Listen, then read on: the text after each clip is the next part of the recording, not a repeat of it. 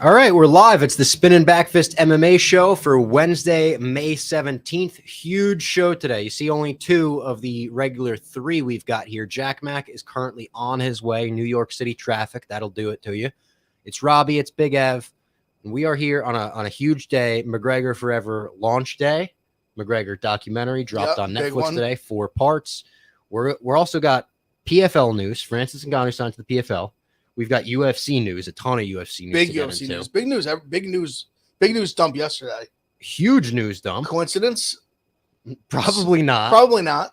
And we've also got an interview with Sage Northcutt. So we've got UFC, PFL, and One Championship all covered on the Spinnin Backfist MMA show today. Sage Northcutt made a great comeback after a long layoff.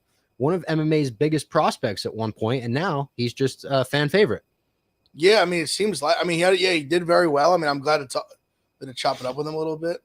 And yeah, Sean O'Reilly's going to write to Dana's spiteful news dump. It might have been a spiteful news dump. Some are thinking that might be the case. I may be one of them. He did have a not necessarily. I don't blame him because as a fan, I liked it because they announced what something might be the card of the year. But we can get into that. You want to get into Francis 191? first, or yeah? What do you want to start with?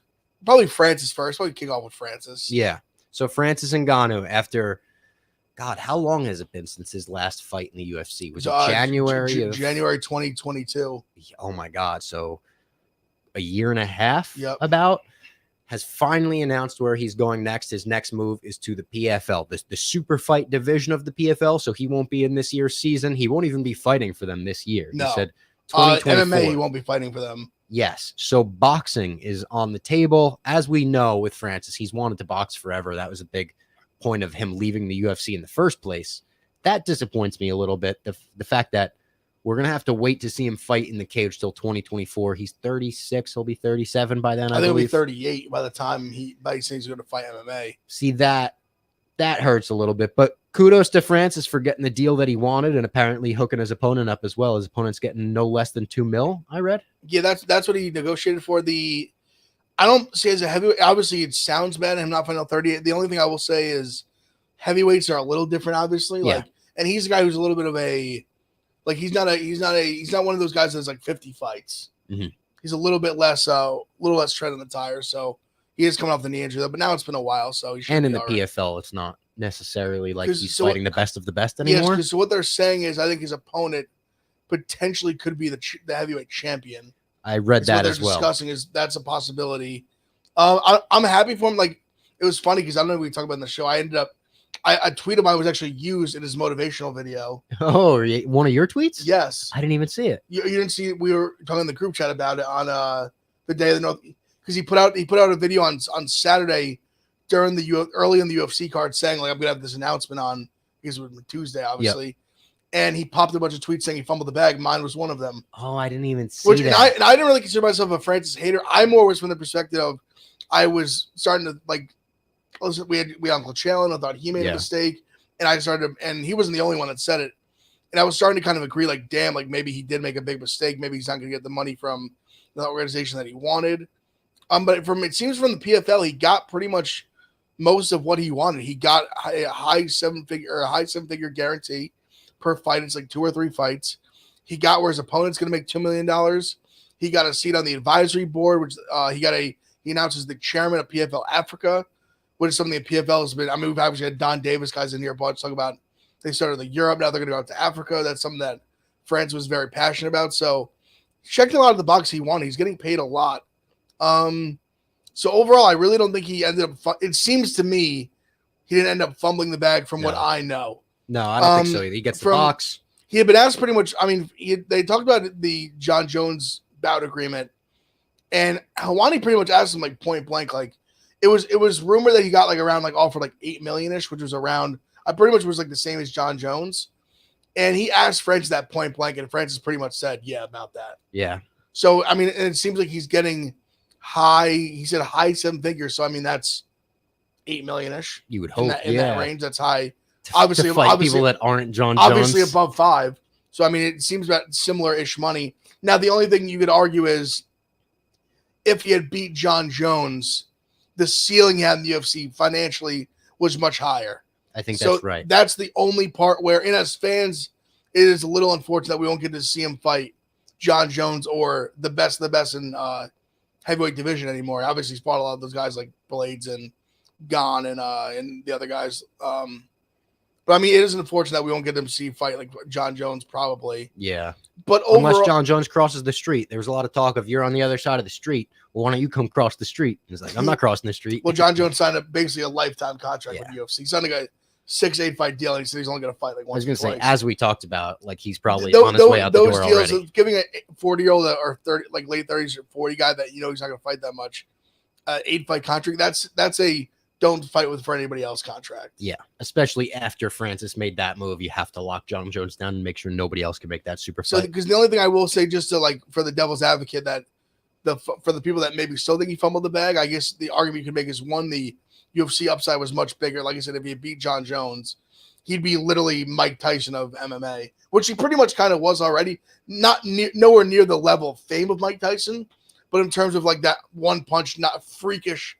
In the scary one punch knockout power. And if he had knocked out John Jones, his profile would have risen tenfold. Yes. So that part I understand he didn't bet on himself. And that's honestly a little bit, that's kind of what he pretty much didn't bet on himself. I was going to say it's tough because he didn't bet on himself, but he did bet on himself in a way that no MMA fighter ever has before. He bet himself in testing free agency for sure. Yeah. The only thing reason he didn't bet on himself was because, and this is what his coach said as well from Extreme Couture. I think I was his name Nick Eric Eric's Eric like Nick something. Yeah, his full name, but he pretty much corroborated what Fred said was that for the one fight it'd be like high 7 figures, and obviously we got points, so he would have made 10. He would have made 8 figures off the fight. You can imagine it was a big fight, obviously, and it would have been even bigger if he was in as opposed to Cyril Gahn. But if he had lost the fight, he wouldn't have got paid nearly that much anymore. Yeah, but was my understanding. So I see. So it's kind of like you said, he did bet himself for agency, but I think going for like the biggest bag possible, he didn't bet himself. But he also wasn't getting something like the universal like healthcare and stuff was something that I know he probably even knows that was never going to happen. Like he was never going to get like he's not even McGregor. Like I don't even think McGregor could fight for that. It would take McGregor, Masvidal, Stylebender. Like if they all came together, like the heaviest of heavy hitters to all band together, and be like, we're not going to fight, kind of thing, which was never going to happen because they all get paid. And credit to Ngannou for at least trying to be that martyr who fell on the sword there and said this is what fighters should get, because I think it will chip away at that. Him doing this at least chips away at the thought of a union or healthcare or something like that. It obviously isn't going to send it over the line, though. No, I will say he definitely did this. He definitely established that I think he made it, you can test for agency and it can work, where people were afraid it wasn't going to work out, which my tweet was really in fear of that. It was not, my tweet was more not knocking Francis, like being like dumb, being more like, damn, like this sucks. Yeah. Like I feel like he made a mistake, which turns out maybe he didn't make a mistake. So I'm happy that worked out, but we'll see what happens. If he gets the boxing fight, I think it really worked out, because that's what he really wanted. So if and I think it's a huge if. I really don't think it's likely, to be honest. But if he's able to get this Wilder fight, then I think it works out. Which I don't think he'd win, but I think he'd make a shit ton of money. I was going to say Logan DeWolf, our guy Logan DeWolf. Shout out Logan for always being in the chat. Said one thing I don't get is why would you box and most likely get knocked out by Wilder and act like that will help your PFL debut? It will be very interesting to see what people make of Francis Ngannou if he goes boxes and gets knocked out and then he makes this big UFC debut. PFL debut. Sorry. Yeah, I do wonder that. I don't think it should hurt his stock a lot. The only thing I will say is I think it would be a bad look. Like, for example, like we've seen him lose in the UFC. Like he lost to Stipe, obviously. Yeah. And he lost that really boring fight to Derek Lewis. Yeah. After the Stipe first loss. But there's something to be said about, like, imagine seeing the baddest man on the planet get flatlined. Yeah. It's not the best look. And then PFL is going to have to turn around and market him as the baddest man on the planet because that's what they're paying for.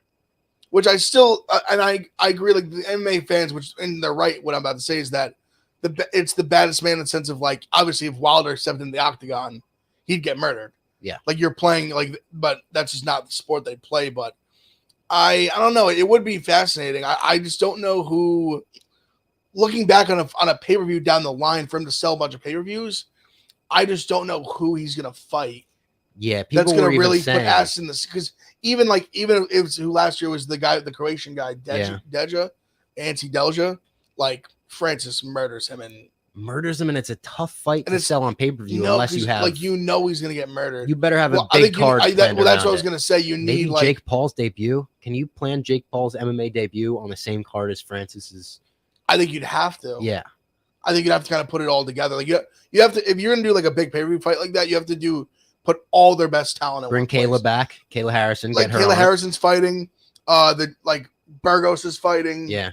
Clarissa Shields, get her on it. I know that her MMA career has been all your best talent has to be on that pay-per-view card. Yeah. And if you get eyes on it, then credit to you. But even people in the chat, I mean, I disagree with someone said I believe a slap fight pay-per-view sells more than a Francis event. I do think MMA fans will care when Francis fights. Like, people will watch, and the PFL does do a good job with promotion, I think. I saw a tweet that said, like, oh, he's going to the PFL. Let me know what channel that's on. I'll wait. It's on ESPN. ESPN, buddy. What are you talking about? But yeah, credit to Francis for getting the deal that he wanted. And then, unless you had anything else on this. No, not much. I mean, just like I said, I hope it works out for him. Obviously, we're PFL guys. Hope it works out for us too. Yeah, very good. Us. Hopefully, PFL's been very gracious, giving us a lot of access. So hopefully, we get Francis on the show at some point, or do some sort of content with him at some point. That'd be incredible. So hopefully that's something we can look forward to. Maybe we could all do one of those punching bags with him. Just do a challenge. Yeah. Or maybe one of us. Maybe if we get to Miles Basement to like 100,000 subscribers, like, you get punched in the nuts. In the nuts? I thought you were gonna say I put one of those giant body things on and let him get me in the gut or something. Danger Aaron did it on Jackass. Yeah. So, like, I mean, I saw that on Jackass, though. It looked like it hurt. Like, I didn't say 100,000 is. I went 100,000 is a lot. I went after it for you. I didn't say like 50. I think if Francis punches me in the nuts, though, I'd never have kids. What about? I would take a body shot with the big body shield on. Yeah, I guess Canelo did that. I think that would still break my ribs. Large and he pissed blood. Yeah.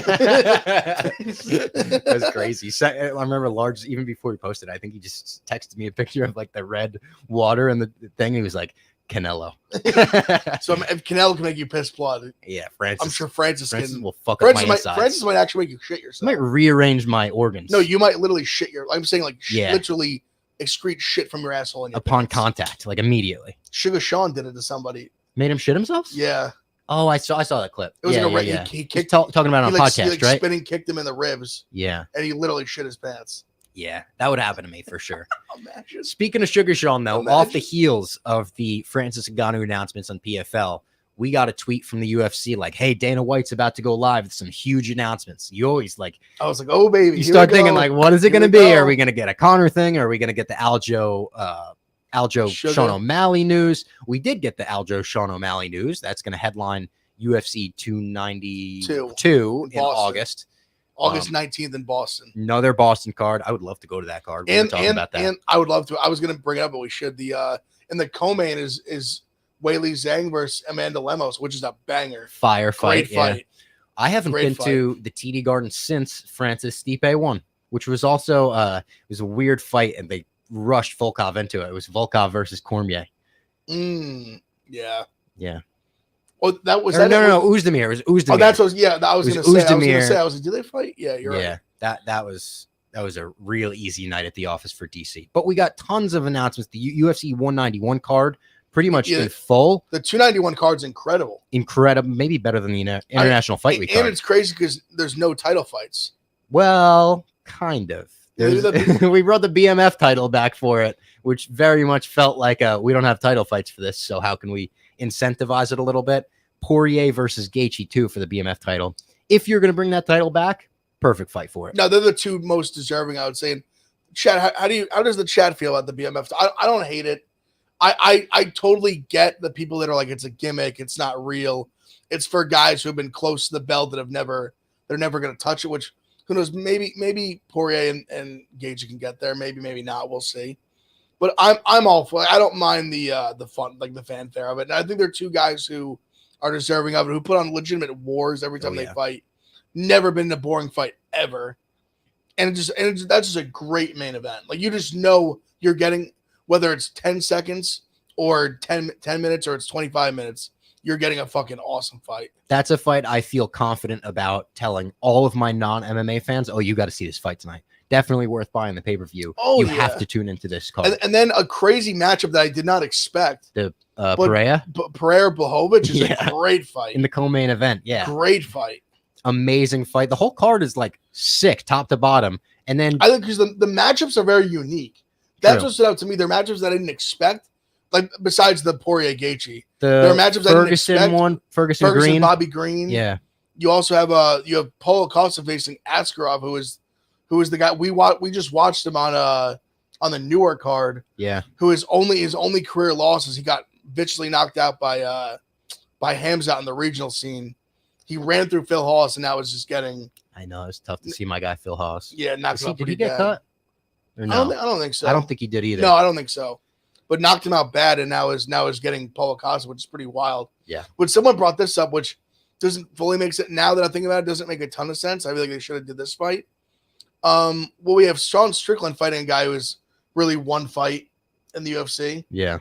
And we have Paulo Acosta doing the same. Why didn't they fight each other and Paulo Acosta fight Strickland? That's a good point. Because coach of Strickland, it sounds awesome. Sounds awesome, and also sounds awesome for the people who like clicks and content. Just them going back and forth on social media. Like the two that are going to engage in the like trash talking, but also they're going to engage fisticuffs. Yes. Damn. I hate that you brought that up because now I kind of crave that fight over what we got. It was one that stood out to me. I saw someone say it, and I was like, on Twitter, I was like, you know what? They're right. Also, what did you say in the group chat where you were like, so-and-so's on was Derek Lewis on the prelims? Oh, so the main card to spell it out for the people that haven't seen fully, it's Poirier Gaethje 2. It's Blachowicz and Pereira. Then it's Costa and Askarov. Then it's Tony Ferguson, Bobby Green. Yep. Obviously, if Ferguson loses this one, it might be. It's a bit like I love Tony, but Tony as like an MMA icon. I was a little surprised this was a main carder over like a Derek Lewis fight. I think he's still, if you notice, like, even his last fight, I know he's lost like 5 in a row, but even like when Tony walks on the stage, he gets a pop. Yeah, he did. The fans still love him, so I understand it. But I was very surprised that it's that fight, and then what's the opener? I could pull it up. It's Chiesa, Kevin Holland. Yes, another really good fight. Yeah, Chiesa hasn't fought in a while. No, I thought about Chiesa today watching the McGregor doc when he throws that dolly through the bus. Yep. That was a big issue for Chiesa. And then just what I think makes the card truly insane is that you have Derek Lewis versus DeLima, or Rogerio and DeLima on the prelims. Yep. And then Michelle Pereira has been rescheduled on the prelims. That was at one point listed as the co-main event of the Vancouver pay-per-view. Do you think and that was on the prelims of a? Do you feel like card. they feel slighted by that? Or, I mean, Wonder Boy's the nicest guy in the world, the nicest motherfucker champ, as people have called him. But like, do you think any part of him's like, fuck, damn, or do you think he's just like, whatever? I've been doing this for so many years. I don't care when I fight. The both of them are guys like you never see, like Derek Lewis, on a prelim. Yeah. He's either headlining many fight nights or like clearly like one of the first like top 3 fights in a main card. Yeah. A main pay-per-view card. I'm surprised they wouldn't put one of these on International Fight Week over 291. Like I already saw so many tweets from MMA fans being like, hey, I'm going to 291 instead of International Fight Week now. I would too, and I think it would be less expensive going to Utah. People going to Utah, yeah. Yeah. We'll see if the elevation plays a factor in any of these fights as well. It definitely did last time, for sure. The huge main event. That's the first. That was the one glad thing too, that they just threw Costa right back to Salt Lake City. Yeah. After that Rockhold fight. Yeah. Also, Salt Lake City. Shout out to them for just getting UFC pay-per-views like 2 in 1 year, basically 1 calendar year. Yeah. Wouldn't expect it, but they brought the energy last time. They did it. Obviously ended up being a legendary card. Fucking the Leon head kick, obviously. Do you think Dana was just like, that was so good, let's go back? Like, maybe it had something to do with that? He mentioned during the announcement, he was saying like he was giving this big thanks to the Jazz. Like, so he must have some sort of personal great relationship with the people who own the Jazz or whoever. Yeah. That it was like that he made it clear we're going back, and they came back soon. I could see that. I might be going out to Vegas to see Dana next week. I still haven't confirmed it yet. Oh, no shit. But there's a slap event next week that I was invited to, and I think I would go to that for sure. Absolutely. What were the other UFC? I mean, the Aljo Sean O'Malley announcement got made, like you said, August 19th in Boston. Yep. And then I wish I knew his name, but a reporter reached out to Ray Longo first, and they were like, Ray Longo has no, like, he doesn't know that this fight was accepted. Well, Aljo the day before was on Helwani and said he said that like he was still waiting to get X-rays back. Yeah, Which we on talked his about hand, right? I think so. Yeah, and we had talked about it off air. It was kind of funny that he was kind of poking fun at Sugar, like, you do what you're told. No offense, Aljo. This was very clear. You've defended the belt a few times, but when you sell 250K pay-per-view buys, you still do what you're told. Yeah. So like they announced the fight, and he's still waiting on X-rays. I mean, what if the X-rays come back and they're like, no, you can't fight? Or like, I think they just pushed the fight. Like the UFC already announced this. So do they try to make a Sugar interim fight? No, I think I don't think so. No, Sugar's fighting Aljo. Yeah, but you just scrap it and announce a different main event if you can't fight in August. I guess. I don't know. Take one of the 191 fights, 291, 191. Going back in time. I don't know who can do this, or like I mean I think like obviously Aljo has the belt. And you can't just like strip him, but I think Dana's kind of like, you're fighting. I don't know how to say this. Wrap that hand up. I'm not even saying I like agree or disagree. I'm more just kind of like saying what I think it is. Yeah. I mean, that's just kind of. I hope he's fine. God willing, he's fine, because this is a banger fight that I want to go to. Like, see, listen, I love both of these fighters. Both of them have been overly nice to the show. The potential of seeing like a Sean O'Malley, next potential superstar who had all this hype for so many years, achieving that goal would be an all-time MMA moment. For sure. Also, seeing Aljo shut him down would be like amazing for that team and add another feather in his cap and the entire Longo Serra crew. Yeah, for sure. And let's call it like I do think Dana, when he says he doesn't like obviously they're not setting up for someone to win. Like I think he's genuine, but let's call it spade a spade. If he could, in his perfect world, Sugar Sean claims this belt. Yeah, like a highlight reel knockout. Let's just call it what it is. Like if he, like I said, like I don't think it matters. I don't think he really cares. Like I don't think he's like losing sleep if Aljo wins. Yeah, but just in the perfect promoting world, you'd want your biggest star holding the belts. Yeah, it just makes makes dollars. It makes sense. It would skyrocket him past where he already is if he won the title and everything with a big. Dude, if he was able to knock out Aljo. Yeah. Oh my God. And I thought it was interesting in Henry Cejudo's post-fight press conference after the Aljo fight. Someone said, "How do you feel about that matchup, Aljo versus O'Malley?" And he very much went back into like coach mentality. And he wasn't in that I hate Sugar shit talking mentality.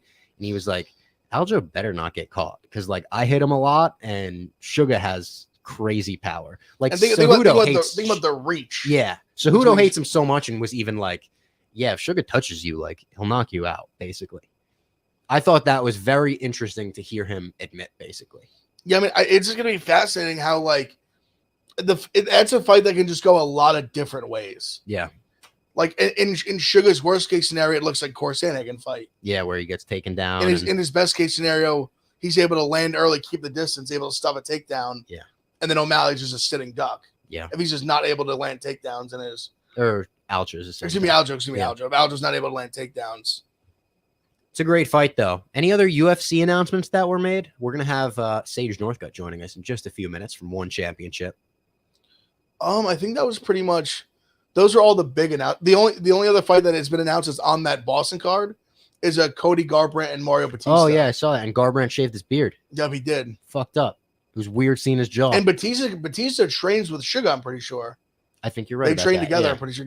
I know he's talking about how like he thinks Mario is a beast. Yeah, it was cool seeing too. I was trying to watch Sugar and his coach Tim Welch as the main event was happening in Newark, and like I could see them like leaning in, being like, "Look at that! See that? Let's change that." Like they were really trying to pay attention and stay focused.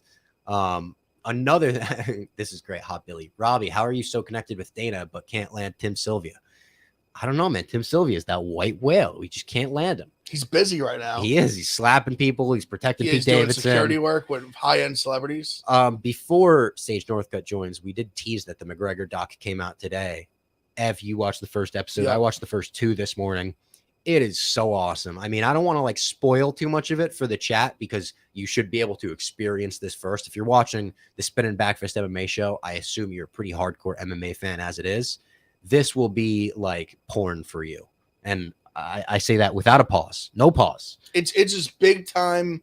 Think about the most like raw, deep cut details that you can have in terms of, it's porn. It's raw. It's deep. oh, yeah. I mean, we're talking like legit raw footage of him in the locker room after the Khabib fight, him breaking his leg after the Poirier's the third fight with Poirier, him hurting his foot before him hurting the Khabib his foot fight. before the Khabib fight, him just training his family him with his family, like his kids, and just so much stuff that obviously you would never see besides this one camera guy that just obviously was behind the scenes with them for years. So they had footage of him really doing awesome, really entertaining shit. They literally had footage of him doing court-ordered community service in a gym in Brooklyn, like sweeping up garbage and pews. The footage was so unbelievably captivating. When you have anyone on that level, if they were to make, you really don't need to be an MMA fan, because if they were to make the same documentary about, say, Tom Brady, and it was this level of personal anguish, and you get to see the setbacks, the injuries, everything that goes into being an athlete on that level, like it would be just as captivating. I would recommend it to not just Conor fans, MMA fans, like everyone. It's funny. Brady did one. Oh, really? I think McGregor's just far more entertaining of like a person. I didn't even know Brady did one. He did. He's just more just boring. Yeah. Like McGregor's more robotic. McGregor's very just transparent. Yes, more robotic is the right way to put it. Yeah. The stuff like after McGregor's more like, obviously he's just like a wild character in his own, but more human. Yeah.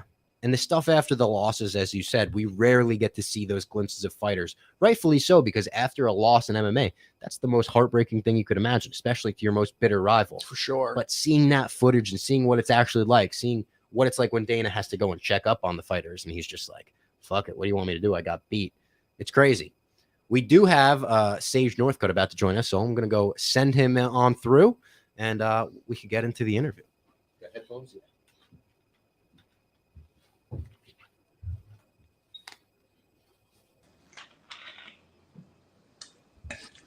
Sage, up, how are you?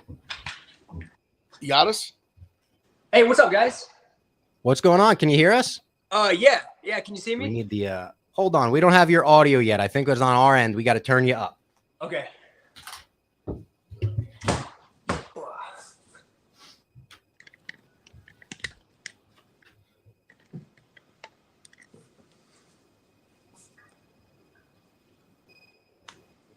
All right, we should have him. All right. What's up, guys? There we go. What's going on? How are you, man? Thanks for doing the show today. Man, I'm doing good. What'd you say? I said thanks for doing the show today. We appreciate you being here. Oh, yeah, you got it. Thanks, guys. So you just returned to one championship, long layoff, but you obviously got the result you wanted. How good did it feel after that long layoff? Was this one of the more rewarding wins of your career? Yeah, I think so. It was a crazy feeling. My adrenaline was going literally like the whole fight and then all night too, because I got back to the hotel room. I was like, all right, I'm gonna get some sleep. I have an early flight, and literally I stayed up the whole night. I couldn't sleep. Is that way unlike you? Like, what's your typical post-fight routine like? Post-fight, normally I get some good food after, hang out with my family and some friends, and just kind of like get to meet some of the fans, watch some of the fights. That's kind of like my post-fight routine. Is the you think the reason you stayed up? You think part of the adrenaline is that the fight went so fast? Like I'm sure, obviously you have the long camp, like you had a long layoff, like you're psyching yourself up, and then you finish the guy pretty quick. Like it almost feels like there's like more left in the cage you didn't get to give. Is that like that kind of part of it? Does that feeling come in at all? Yeah, I think so. It might be a little bit of that, and then also like I tell you what, when I was walking out for the event and like even like the rehearsal stuff, and then like actually fight day. My opponent's walking out. I'm right backstage behind the curtains, and they have the screen going. I was watching my opponent walk out on the screen, and for me, I had chill bumps all over my body. I was getting pumped up. That's how much adrenaline I felt like I had. So it was like, I think it's because I hadn't been out there in so long. I was just like, it was almost like my first fight, kind of. Did it make it even better being in Denver, having like an American audience that knows and loves you so much going crazy behind you? Absolutely, 100%. That was something I really look forward to. So I really like that. If you could, would you rather fight more in America? You know, I kind of like to do both. I'm actually in talks with possibly one championship, possibly having my next fight against Shin Aoki, and that'd be pretty cool to fight in Japan, like over in Tokyo or somewhere in Japan. But I think fighting in the U.S. is cool because like I had quite a few friends that came out to the event and watched, and my family got to be there. So that's kind of really nice to have them there to support. I know obviously you just fought pretty recently. Was you already talking to an opponent? Any like ballpark of when we see you back in there? Hopefully pretty soon. We're gonna see. Maybe I don't know when the next card is, but I guess right now next step is maybe seeing who the opponent's gonna be, and then getting that set, and then getting back out there. Do you have how much input do you want to have in your opponent? Like, what means a lot to you as a fighter right now? Who do you want to beat? Man, that's really up to one championship to get my opponents going. For me, I was happy to be back. First fight back, it'd been like 4 years. So right now, just kind of I guess wait to see who the opponent's gonna be. But I guess it's mixed martial arts, so it could be more of a striker, it could be more of a grappler. I guess we'll see who it's gonna be. I don't really have that say so. But do you look for, say, a fun fight, just like that will be a fun matchup, I would love to get in the cage with them? Or is it more, I want to rise the ranks, I want to get to the next step and just keep going up? Yeah, I definitely want to rise the ranks. I mean, I still have the same goal to be the champ for one championship. I know my fight that I just had went great, so I feel like taking it a step at a time and keep it going.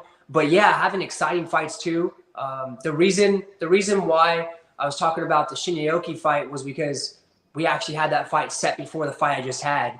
And then that got canceled because I caught COVID right before the event. So that would just be, it kind of makes sense to have that fight happen. But yeah, I would like to keep rising the ranks and fight for the title in the future.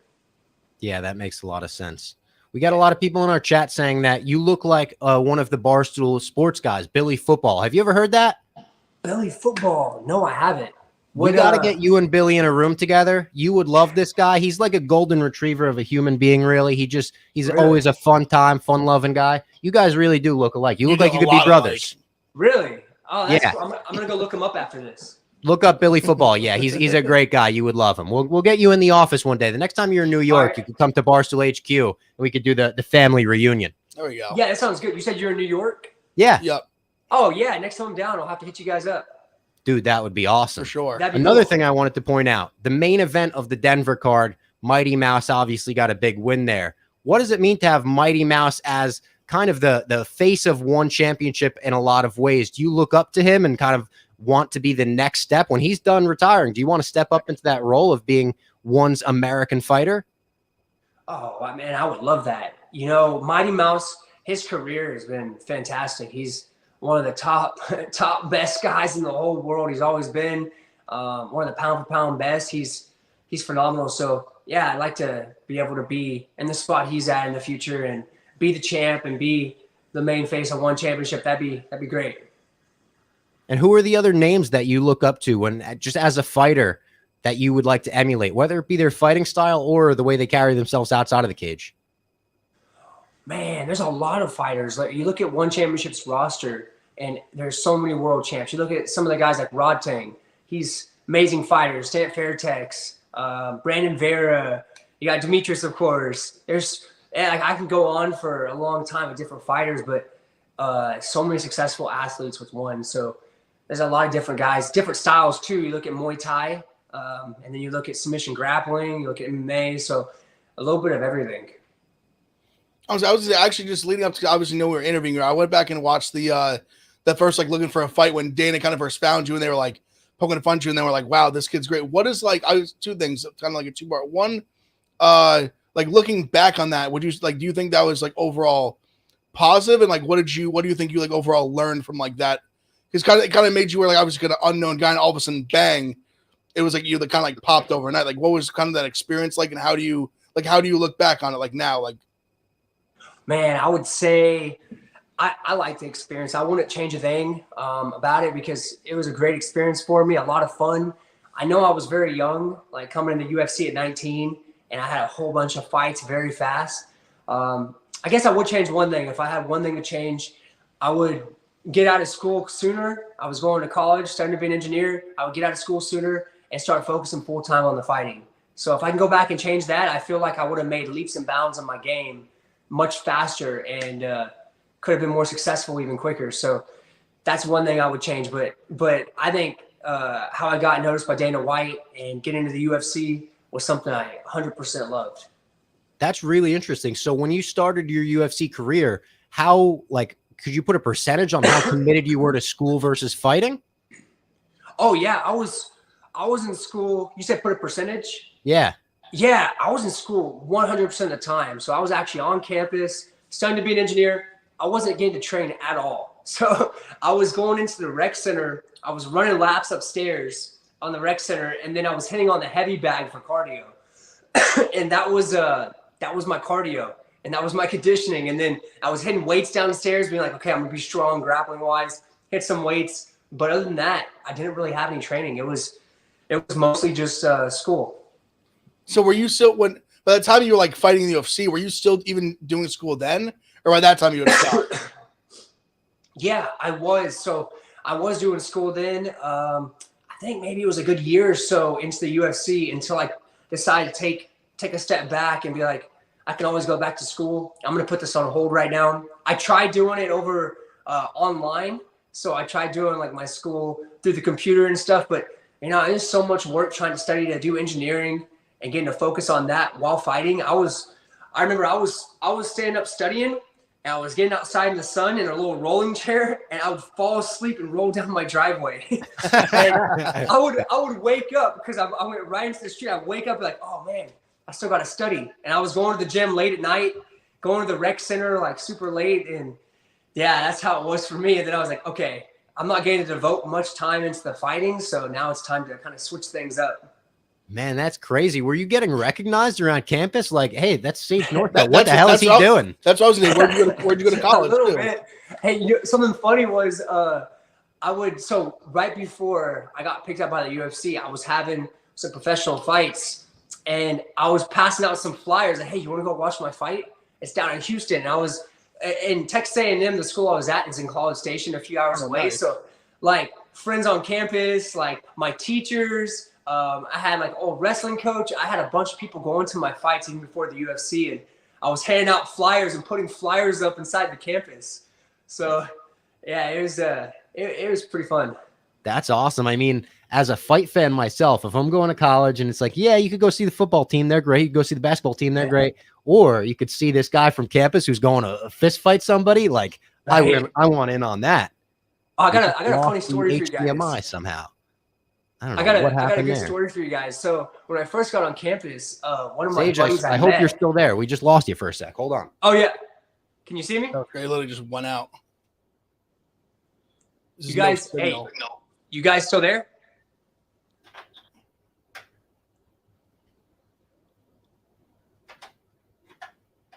Hey, can you guys see me? Shit.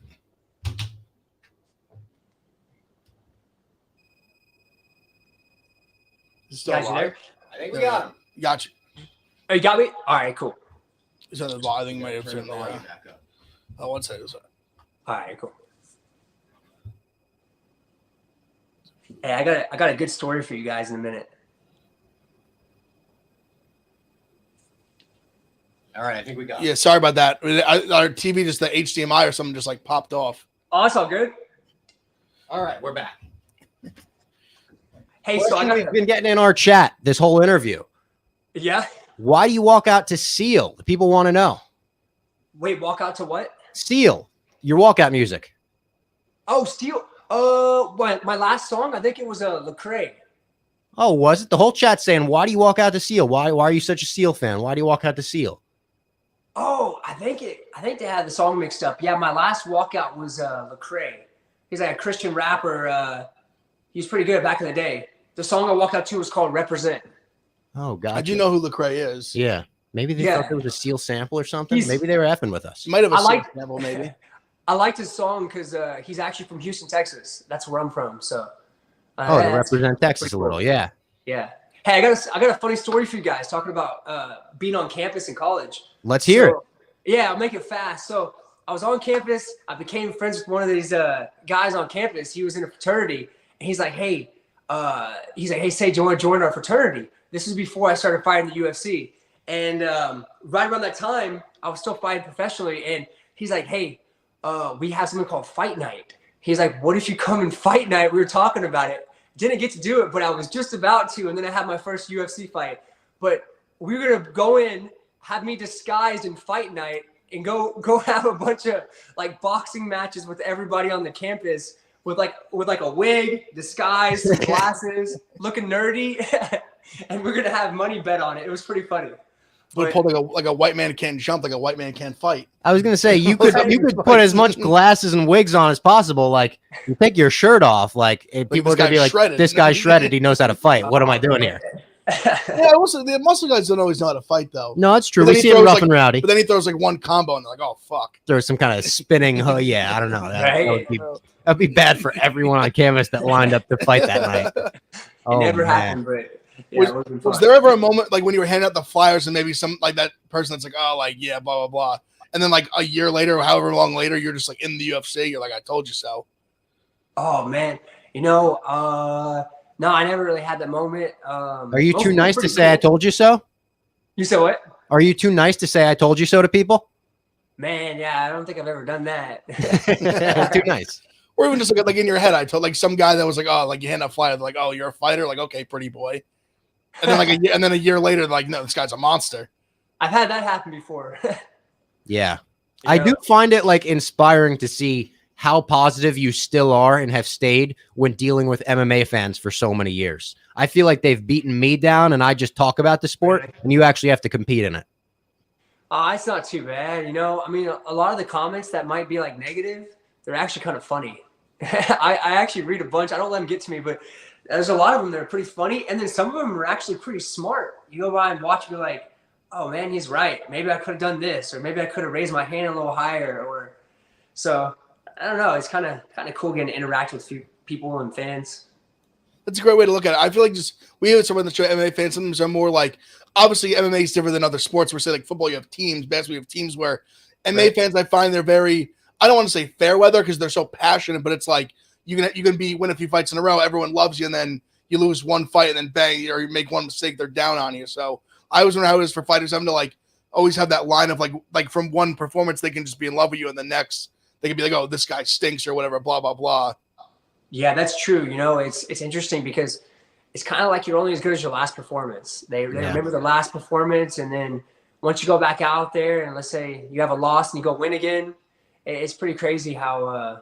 The last performance really is what sticks in their head, but it's a sport. So, I mean, you have wins, you have losses, man. It's kind of like how you take it and what you do with it. That's crazy. What do you think the biggest thing you've ever learned from a loss is?